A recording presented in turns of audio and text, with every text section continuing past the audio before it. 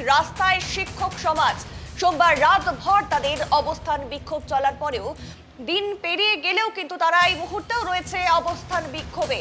আর তাদের একটাই দাবি, সেই যোগ্য অযোগ্য তালিকা প্রকাশ করা, অর্থাৎ সেই ওয়েমার শিট প্রকাশ করা।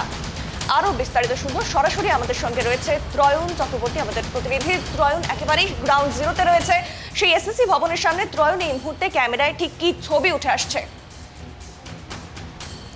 যোগাযোগ বিচ্ছিন্ন হয়ে গেছে, আবারও চেষ্টা করবো যোগাযোগ করার।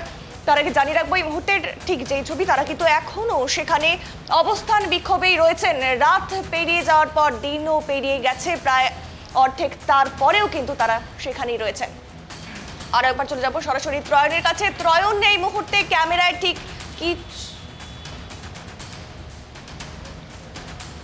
আবারও জানাবো, নিয়োগ দুর্নীতির জাতাকলে রাস্তায় শিক্ষক সমাজ সোমবার রাতভর অবস্থান বিক্ষোভের পর, অর্থাৎ সকাল পেরিয়ে গেলেও কিন্তু আন্দোলন তাদের জারি রয়েছে। দাবি একটাই, ওয়েমার শিট প্রকাশ করা এবং যোগ্য ও অযোগ্যদের তালিকা সামনে আনা। একেবারে গ্রাউন্ড জিরোতে রয়েছে আমাদের প্রতিনিধি ত্রয়ন, সরাসরি রয়েছে। ত্রয়ন, জানতে চাইবো এই মুহূর্তের কি ছবি আসছে ক্যামেরায়?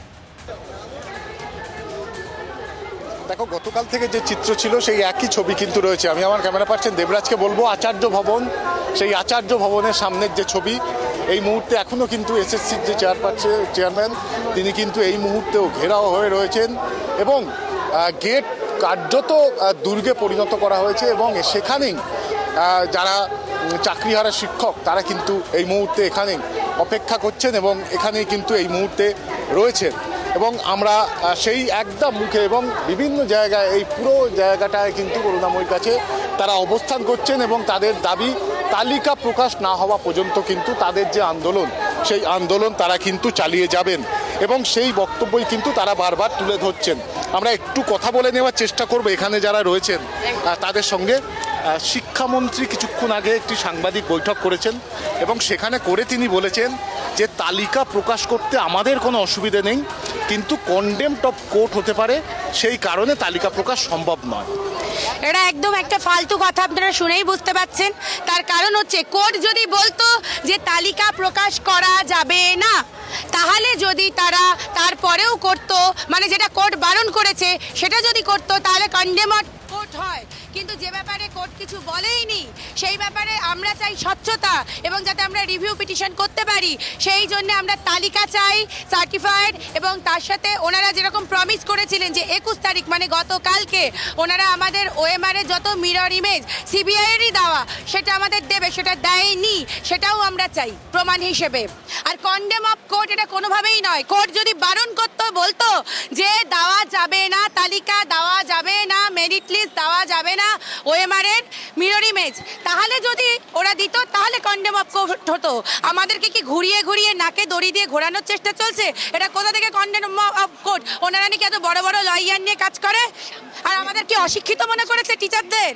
আরও বক্তব্য না যে শিক্ষা দপ্তর, শিক্ষামন্ত্রী তিনি আলোচনায় রাজি রয়েছেন, মুখ্যমন্ত্রী আপনাদের পাশে রয়েছেন।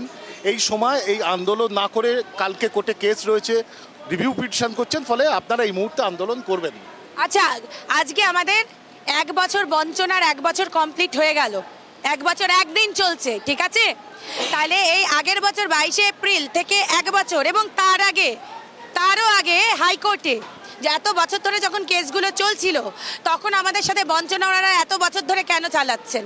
কেন এত বছর ধরে আমাদেরকে না জানিয়ে এরকম দিস্তা দিস্তা কাগজ দিয়ে, না জানিয়ে সই করিয়ে নিয়ে আমাদেরকে পার্টি কেন বানানো হয়েছে এই কেসের, যেখানে আমাদের তরফের কোনো লয়ারই থাকতে পারেনি? আমাদের অন্ধকারে কেন রাখা হয়েছে? আর এখন ওরা বলছে দেখছে। তাহলে ওরা এতদিন যে এই যে কদিন আগে রিভিউ পিটিশন করলো, সেটাতে কেন চাইলো না যে আমাদেরকে বাঁচানো হোক?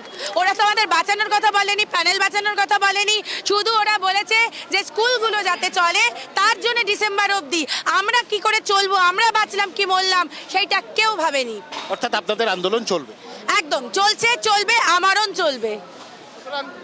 যারা রয়েছেন আন্দোলনকারী, তাদের আন্দোলন তারা কিন্তু চালিয়ে যাবেন এবং আমরা যেমনটা দেখছিলাম জুনিয়র ডাক্তারদের তরফ থেকেও তারাও কিন্তু এই আন্দোলনের পাশে এসে দাঁড়িয়েছিল। আজকে আমরা বিভিন্ন প্রতিষ্ঠান, বিভিন্ন অন্যান্য প্রতিষ্ঠান, অন্যান্য শিক্ষক কর্মীদের প্রতিষ্ঠান সেই প্রতিষ্ঠান থেকেও কিন্তু অনেকে আসছেন এবং এই আন্দোলনকে কিন্তু সংহতি জানাচ্ছেন। এবং আচার্য ভবনের সামনের যে চিত্র অভিনন্দা তুমি দেখতে পাচ্ছ যে সম্পূর্ণ কার্যত দুর্গে পরিণত করা হয়েছে এবং পুলিশে ছত্রাকার এবং গেট সম্পূর্ণভাবে বন্ধ, এবং তার সামনে বসেই কিন্তু শিক্ষকরা তাদের যে আন্দোলন সেই আন্দোলন চালিয়ে যাচ্ছেন এবং এখনও এসএসসি চেয়ারম্যান তিনি কিন্তু ঘেরাও হয়ে এখনো পর্যন্ত রয়েছে। একদমই ত্রয়ন, একটা প্রশ্ন কিন্তু বারংবার আসছে যে আর কতদিন ঠিক এভাবে থাকবে, একটা সমাধান, একটা পাকাপাকি সমাধান ঠিক কবে আসবে?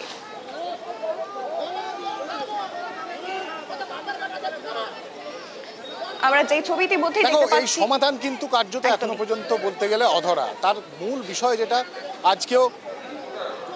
আজকেও শিক্ষামন্ত্রী তিনি যে সাংবাদিক সম্মেলন করেছেন সেখানে বলেছেন যে আইনি সমস্যা হতে পারেন, সেই জন্য তালিকা প্রকাশ সম্ভব নয়। অন্যদিকে চাকরিহারা বা আন্দোলনকারী তাদের বক্তব্য যে মিথ্যা কথা বলছে রাজ্য সরকার এই তালিকা প্রকাশ নিয়ে। তার কারণ হলো যে তালিকা প্রকাশ না করার বিষয় নিয়ে কোর্ট যেহেতু কিছু বলেনি, ফলে তালিকা প্রকাশ করা যেতেই পারে। ফলে এই জায়গায় যতক্ষণ না একটা সমাধান সূত্র বেরোবে ততক্ষণ পর্যন্ত কিন্তু তারা তাদের আন্দোলন চালিয়ে যাবে। ফলে খুব স্বাভাবিকভাবেই কিন্তু এই মুহূর্তে সমাধান সূত্র কার্যত অধরা, এটা বলাই যায়। অভিনন্দন। একদমই অসংখ্য ধন্যবাদ ত্রয়ন সঙ্গে থাকার জন্য। যেই ছবি আমরা ইতিমধ্যেই দেখতে পাচ্ছি একেবারেই ঠিক কালকের মতোই কিন্তু ছবি আজকে উঠে আসছে, অর্থাৎ রাতভর পেরিয়ে যাওয়ার পর, রাতভর তাদের সেই অবস্থানের পর আজও কিন্তু তারা সেখানে রয়েছে। এবং শুধুমাত্র সেই রাস্তার শিক্ষক সমাজ কিন্তু নয়, তার মধ্যে বিভিন্ন প্রতিষ্ঠানের মানুষরাও কিন্তু এসে তাদের পাশে রয়েছেন, যেমন ডাক্তাররা রয়েছেন এবং তার সঙ্গে আরও বিভিন্ন প্রতিষ্ঠানের মানুষজন কিন্তু তাদেরকে সমর্থন করছেন তাদের সেখানে এসে। এবং সামনের যে ছবি তা কিন্তু দেখতেই পাচ্ছেন আপনারা।